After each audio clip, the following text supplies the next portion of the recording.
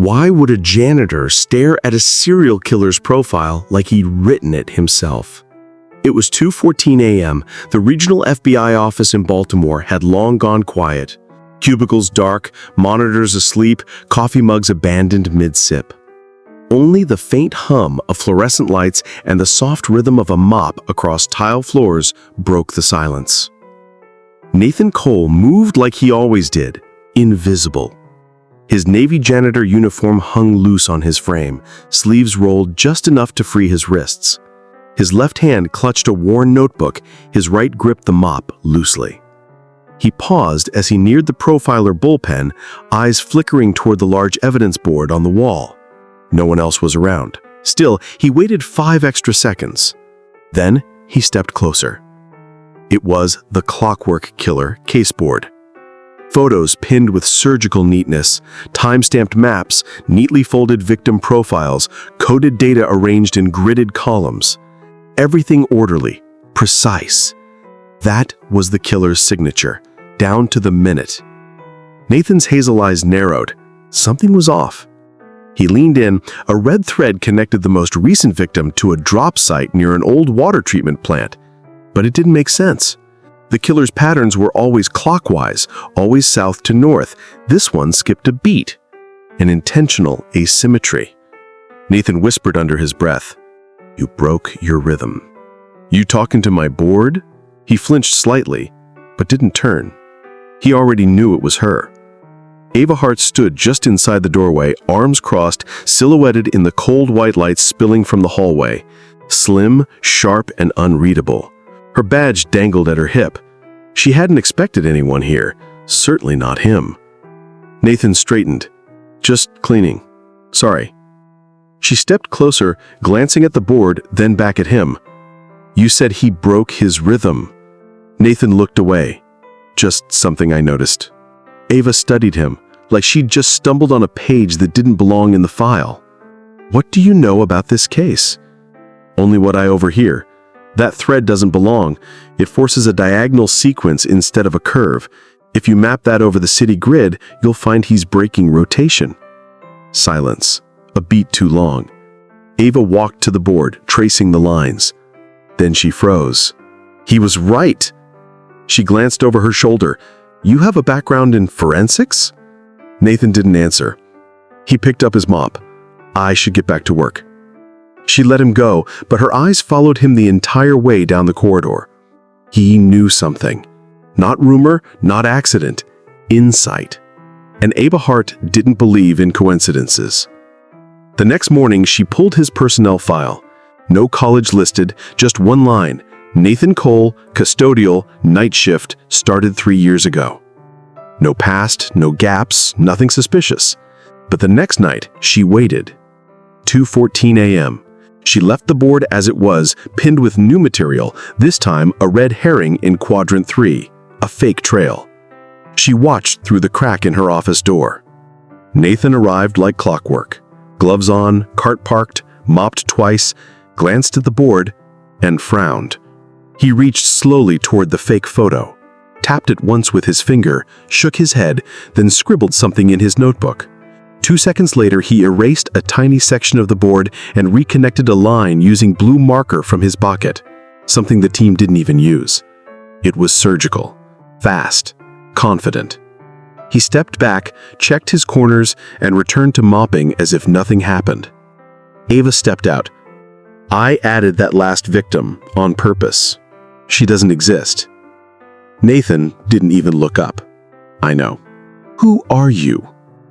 He paused, mop halfway across the tile, and for the first time she saw something behind his eyes. Not just intelligence, pain. "I used to be someone who could help. Now I just clean up after those who don't." Ava didn't move. She stared at the lines he'd corrected, and suddenly something shifted inside her.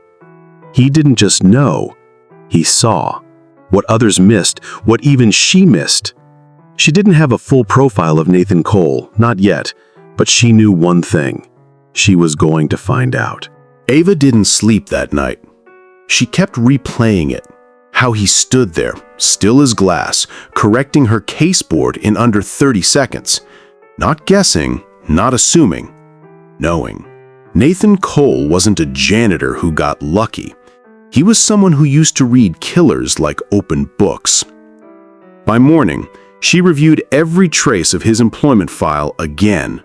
Still nothing beyond 3 years of janitorial service. No law enforcement record, no academic degrees, no red flags. But his eyes told a different story. They had depth, layered like trauma and time. Later that evening, she waited again. 10:57 p.m. Ava sat alone in her office, back straight, desk clear. The hallway lights were low, but her door was open.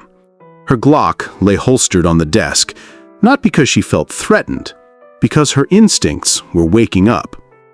And at exactly 11:01, she heard the cartwheels. Nathan turned the corner like routine.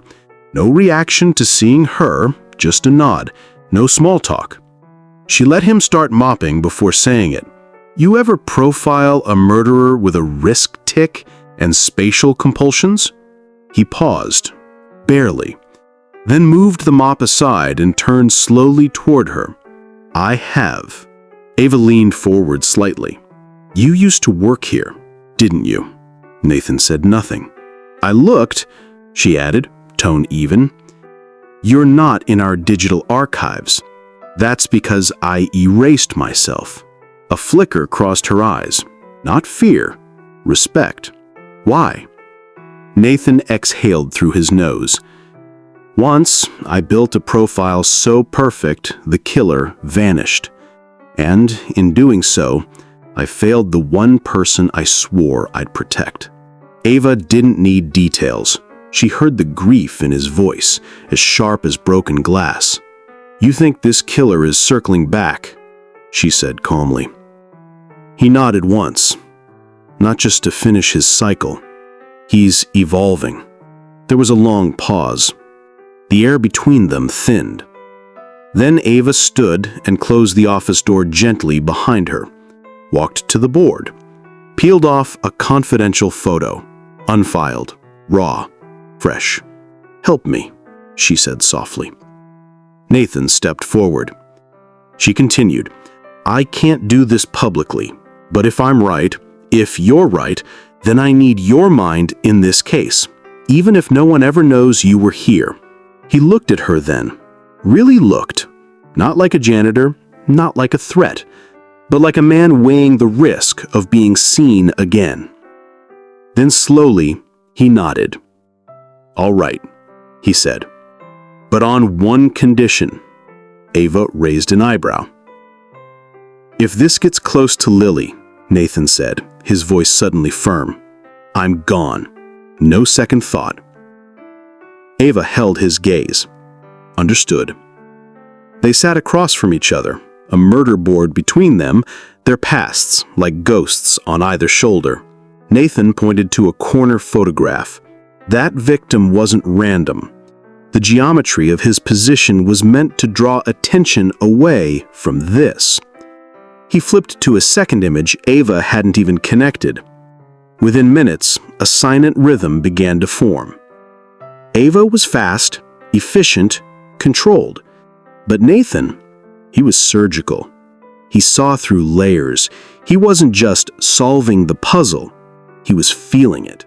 By 2:30 a.m., they had 3 connections no one else had spotted. Ava leaned back in her chair, stunned. Why aren't you teaching at Quantico? She asked, more softly than before. Nathan smiled faintly. A tired, tragic smile. Because Quantico reminds me of who I used to be. She didn't press further, didn't need to. But as she opened her folder again, she noticed something odd. Nathan's hand was shaking, barely, just a flicker. Are you okay? He glanced at the tremor, then quietly slid his hand under the table. I will be. But Ava saw it. This wasn't just about solving a case. Nathan was chasing something darker, personal, emotional, dangerous. And as she watched him disappear into the hallway again before dawn, she realized She had just entered into an unspoken partnership with a man walking a razor's edge, but she didn't regret it. Not yet. 3 nights into their secret meetings, Ava had stopped pretending she wasn't waiting for him.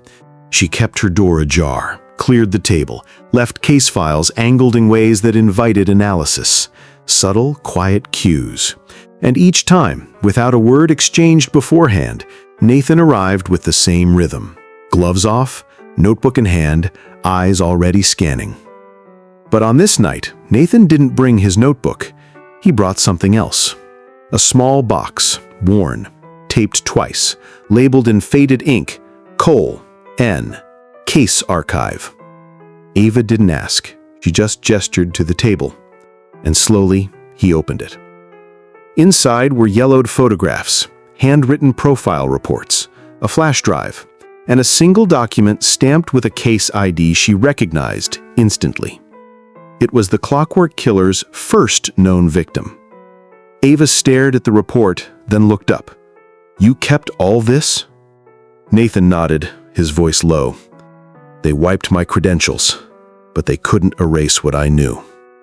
He slid one photo closer. A woman, early 30s, kind eyes, auburn hair. This was Emily, my wife. Ava froze. All this time, she suspected Nathan had a personal tie to the killer, but not like this, not the origin. She was victim 1? No, that's what they missed. She was before the timeline even started. The Bureau didn't connect her because her body was staged differently. Cleaner. More intimate. Ava's fingers trembled slightly as she reached for the photo.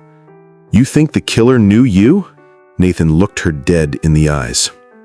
"I think he started with her to break me. And now, he's circling back to see if I'm still broken." The air went still, like the walls themselves were holding their breath. Ava wanted to speak, but before she could, her phone buzzed. A new victim. Location: East Harbor Underpass. Time of death: estimated less than 2 hours prior. No prints, no ID, no signs of struggle. Just a watch left ticking next to the body, set exactly 4 minutes off true time. She and Nathan drove in silence. At the crime scene, Ava moved like a ghost, professional, precise. But Nathan's face changed, not in grief, in recognition. He crouched near the body, eyes narrowed, then slowly turned toward the chain-link fence beside them. "The clock's 4 minutes off," Ava said behind him. "You see it?" He didn't answer. Instead, he pulled a marker from his pocket and sketched a rough triangle on the nearby utility box, then drew a circle overlapping it, like a clock face with intersecting lines. "This isn't a mistake." He's speeding up. "The 4-minute offset means this isn't a signature. It's a signal." "To who?" He stood. "To me." That night, back at the office, Nathan stayed longer. Ava brought coffee. He didn't touch it. He pinned a new map to the wall. String, pushpins, and layers of psychological annotations bloomed across the corkboard like neurons firing in real time. This isn't random. It's not even just revenge anymore. He's creating a conversation between him and me. Ava watched him as he lost himself in the pattern, hands moving fast, eyes scanning faster. But something about his speed scared her. "Nathan," she said gently, "you can't pour from an empty mind. Even geniuses break when they don't pause." He looked at her then, really looked, and Ava saw it. Not just exhaustion, not just grief, but fear. Like he knew he was getting close and didn't know what he'd find when the final piece clicked into place. That night, as he finally walked out toward the parking lot, his phone buzzed. One message, no ID. "Lily is beautiful. She looks just like her mother." Nathan's entire body went still. Then he turned, eyes scanning the dark lot, breath sharp in his chest. No one was there. But his worst fear had arrived. The killer wasn't just watching the case. He was watching Nathan. Nathan didn't sleep that night, not even for a moment. The message kept replaying in his head. Lily is beautiful. She looks just like her mother. 7 words, but to Nathan, it was a blade held to his soul. It wasn't just a threat. It was proof. The clockwork killer knew who he was, knew Lily, knew Emily, and now the past wasn't just circling back. It was walking beside him. By morning, Nathan sat on the edge of Lily's bed, watching her sleep. Her sketchbook lay open beside her, half-finished drawings of birds and bridges and stars. Her hair was tucked behind her ears, her breath steady. She had no idea. When she finally stirred, she reached for his hand, her voice soft and sleepy. "Did you work late again?" Nathan smiled weakly. "Yeah, kiddo, just paperwork and floor wax." She looked at him for a long moment. "Your face looks like when you used to stay up with Mom." He kissed her forehead. "It's nothing you need to worry about." But as she got dressed and he packed her school bag, his hands trembled. This wasn't about solving the case anymore. It was about ending it before Lily got caught in the crossfire. At the office that night, Ava noticed the change immediately. Nathan walked faster, spoke less. His eyes scanned every hallway like a man expecting someone to leap from the shadows. "You got another message, didn't you?" she asked. He nodded. "What did it say?" He didn't answer. Instead, he stepped towards the caseboard and ripped the top left quadrant off the cork. "This isn't a pattern anymore," he said. "It's a conversation, and he's not talking to you. He's talking to me." Ava's voice dropped. "You said he knew your wife. You think he knew you too?" "I think..." He hesitated. "I think I trained him." Silence. Her heart sank. "You mean..." "Not knowingly," Nathan cut in. "But years ago, I led a behavioral seminar. 25 candidates. One stood out. Brilliant, detached, quiet. He disappeared before graduation. No contact, no trace. And now I think he's trying to prove he's better." Ava stepped back from the board. "And you never told the bureau?" "I tried. But after I left, they closed the file. No one wanted to believe one of their own might have slipped through." The weight of that truth hung heavy between them. But it got heavier when Nathan showed her the message. Ava read it once. Her hands tightened around the phone. "You need to pull back. Take your daughter somewhere safe." Nathan shook his head. "No. If I run, he'll escalate. If I disappear, he'll find another way in. He wants my attention." "But Lily..." "I've already moved her," Nathan said. "I sent her to my sister's, 3 states away, with 2 agents on the property. I'm not taking chances." Ava was quiet for a moment. Then she asked something she hadn't dared before. "Why did you really become a janitor here?" Nathan stared at the board. "Because I knew the case would eventually return. And when it did, I needed to be close. Not as an agent, not anymore, but as a father." Ava moved closer, her voice softer now. "You don't have to carry all of this alone." Nathan met her eyes, and for the first time, he let himself believe her. But the moment shattered as Ava's phone lit up again, a new scene. Downtown, this time in broad daylight, and on the wall behind the latest victim, a message, spray-painted in red. "Hello again, Nate." Nathan's jaw clenched. Ava grabbed her coat. They didn't speak on the drive. The silence between them wasn't cold. It was heavy. The kind that only happens when 2 people are walking straight into someone else's trap. At the scene, the victim's posture was ritualistic again. Arms precisely placed, a pocket watch broken in half resting in one hand. But Ava saw something new. Pinned beside the body was a manila envelope. She opened it carefully. Inside was a photo of Emily, smiling, pregnant, taken weeks before she died. Nathan went pale, his breath caught. How did he get this? Ava looked at the timestamp on the back. It was dated after Emily's death, meaning this wasn't an old memory. It was a lie, or a clue, or worse, a signal that the past wasn't finished, not even close. And the man they were chasing wasn't just taunting Nathan anymore. He was rewriting his history, one corpse at a time. The photograph shook Nathan in a way nothing else had. Emily, pregnant, smiling. But the timestamp, it mocked him. Dated 3 weeks after her autopsy. Ava stood silently beside him, watching his fingers tighten around the edges of the photo, like he wanted to crush it, burn the lie, or protect it. She couldn't tell which. "This can't be real," he whispered. "It might not be," she said gently, "but it was meant for you." Nathan couldn't breathe. His heart pounded so loud it blurred his hearing. What did this mean? Was Emily alive? Was someone staging the timeline? Or had someone been watching their family before the murder? He staggered back, leaning against the alley wall, eyes locked on the spray-painted words behind the victim. Hello again, Nate. The killer wasn't hiding anymore. He was performing.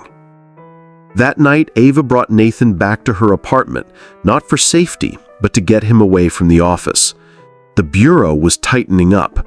Internal affairs had begun whispering. Too many details re-leaking from a case no one was officially solving. Inside her apartment, Ava handed him a towel and a glass of water. He didn't move. She sat across from him, knees to her chest, hands wrapped around a mug of untouched tea. You said you taught someone had disappeared. Do you remember his name? Nathan looked up, jaw locked. He went by Elias Kent, but I don't think that was real. Ava turned to her laptop, typing fast. Background checks, class records, no FBI or Quantico file matched that name. Nathan stood and walked to her window, looking down at the city. He asked me once, what makes a killer interesting? I told him, nothing, because the moment you romanticize one, you miss the ones hiding in daylight. He exhaled slowly. I think he's trying to prove I was wrong. Ava's phone buzzed again. But this time, no address, no body. Just a video. She tapped it open. The camera was shaky, filmed in low light. A pair of small shoes walked across the frame. Then a child's voice, muffled but unmistakable. Daddy? Nathan rushed over. His face drained of color. His hand shot out to take the phone.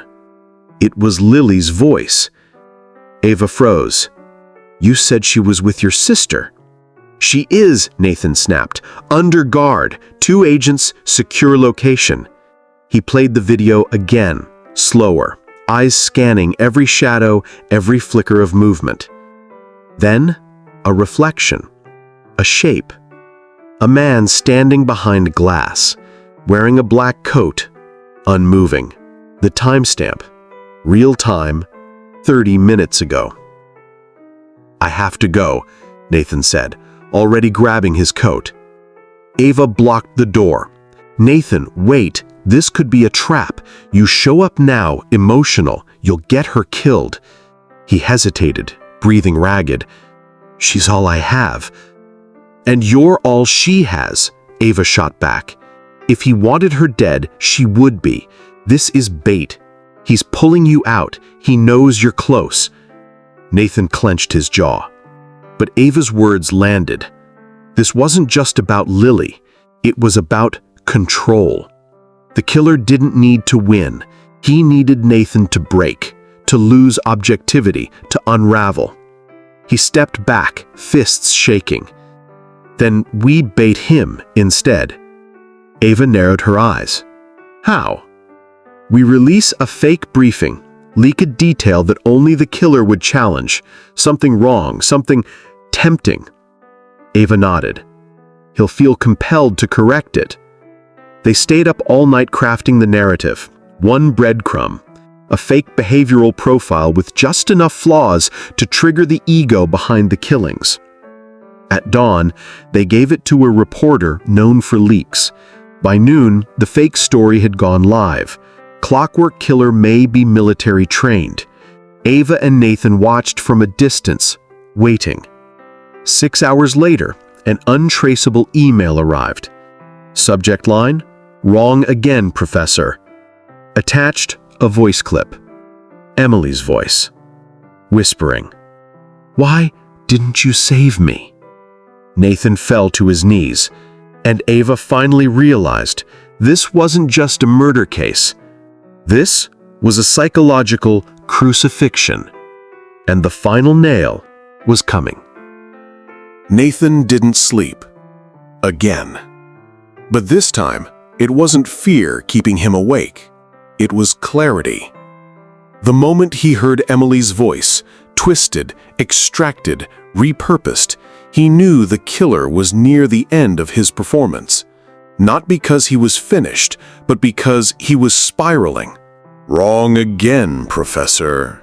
It wasn't a message of power. It was desperation. Ava saw it too. The ego in that line. The need to be understood, not by the world, but by Nathan. This wasn't about proving he was better. It was about proving he was equal. By morning, they had a plan. They released a second leak, false but deliberate. FBI narrowing search to former Quantico instructors. It was risky, reckless, and just bold enough to work. By noon, surveillance caught movement. An anonymous IP, rerouted but still traceable, accessed Ava's bureau profile, then Lily's school, then her mother's house. The killer wasn't aiming for Lily anymore.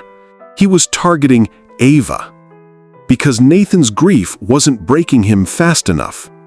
That night, Ava insisted on going alone, wired, tracked, every possible precaution.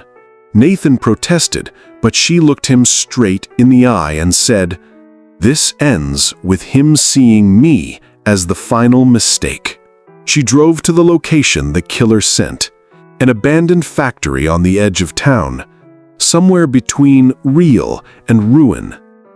Inside, silence, metal beams, dust floating like ash, and him. He stood in the center of the room, tall, clean-cut, emotionless, no mask, no theatrics. Just a man with steel eyes and a gun resting lightly at his side. "Engined heart," he said softly. "You weren't supposed to come." She kept her voice steady. "But you knew I would." He smiled, just slightly. Nathan always attracted brilliant women. Shame they never saw how much he needed them. Behind her earpiece, Nathan was listening, every word, his heart pounding like a war drum in his chest. Then, at just the right beat, he moved. Through a second entrance, quiet, calculated, a ghost slipping back into the skin of an agent. Ava stalled, keeping the killer talking. Why Emily? Why start with her? He tilted his head.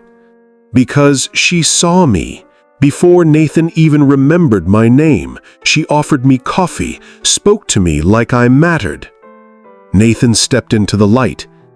She always did that. She made people feel human. The killer froze, his grip on the gun twitched. I never wanted to hurt her, he said quietly. Then why did you? Nathan asked. Because you forgot me. The pain in his voice was real, twisted but real. A boy abandoned in a system turned into a man who couldn't exist unless he was remembered. Ava edged closer. This isn't about Nathan, it's about you. You built your story around someone else's tragedy, but you were never the author." His eyes snapped to hers, and that's when she lunged. The gun went off once, missing wide.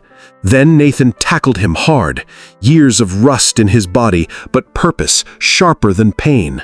They hit the ground hard. Ava pinned the killer's arm while Nathan twisted the weapon free. By the time backup arrived, the man who had haunted them both was already on his knees. Silent. Exposed. Human. Hours later, Ava stood in the hospital hallway beside Nathan.